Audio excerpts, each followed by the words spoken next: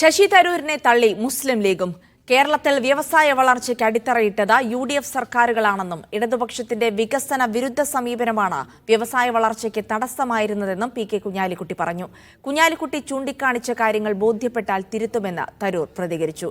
കോൺഗ്രസിൽ അഭിപ്രായ ഭിന്നതയിലെ അതൃപ്തിയും PK കുഞ്ഞാലിക്കുട്ടി പ്രകടിപ്പിച്ചു. ഇടതുപക്ഷമല്ല UDF ആണ് കേരളത്തിലെ വ്യവസായ വളർച്ചയുടെ അവകാശികളെന്ന് പറയുന്നതിലൂടെ തരൂരിനെ പൂർണ്ണമായി തള്ളുകയാണ് PK കുഞ്ഞാലിക്കുട്ടി. എക്സിക്യൂട്ടീവായ UDF ഗവൺമെൻറ്റുകളാണ് പിന്നെ കേരളത്തെ പതുക്കെ ആണെങ്കിലും പിച്ച വെച്ച് മുന്നോട്ട് കൊണ്ടുപോയത്. തടസ്സം ഉണ്ടാക്കാൻ നോക്കിയതും നെഗറ്റീവ് സ്റ്റാൻഡ് എടുത്തതും പ്രതിപക്ഷമാണ്, അന്നത്തെ പ്രതിപക്ഷമാണ്. അതിന് മറികടന്ന് അതിന് ഏറ്റവും നല്ല ഉദാഹരണമാണ് എഞ്ചിനീയറിംഗ് കോളേജുകളും പ്രൊഫഷണൽ കോളേജുകളും പ്രൈവറ്റൈസ് ചെയ്ത് ഞങ്ങൾ കൊണ്ടുവന്നത്. അല്ലെങ്കിൽ സ്റ്റാർട്ടപ്പും ഉണ്ടാവില്ല, IT ഉണ്ടാവില്ല, വ്യവസായം ഉണ്ടാവില്ല, ഇപ്പോൾ പറയുന്ന ഒരു നേട്ടവും ഉണ്ടാവില്ല. വ്യവസായ സൗഹൃദമായി മാറിയത് ഇടതുപക്ഷത്തിന്റെ തിരുത്താണെന്നും കുഞ്ഞാലിക്കുട്ടി പറയുന്നുണ്ട്. പശ്ചാത്താപം തോന്നുന്നത് നല്ലതാണ്, തിരുത്തുന്നത് നല്ലതാണ്.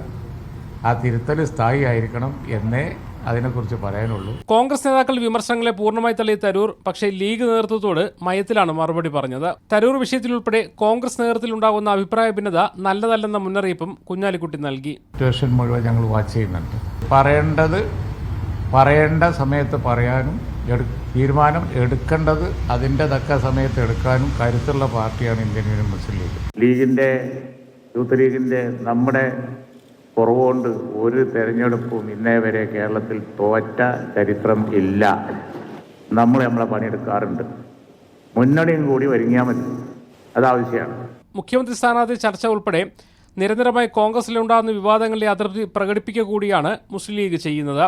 വിവിധ ബ്യൂറോകൾക്കൊപ്പം മുഹമ്മദ് അസ്ലം, മീഡിയ 1 കോഴിക്കോട്.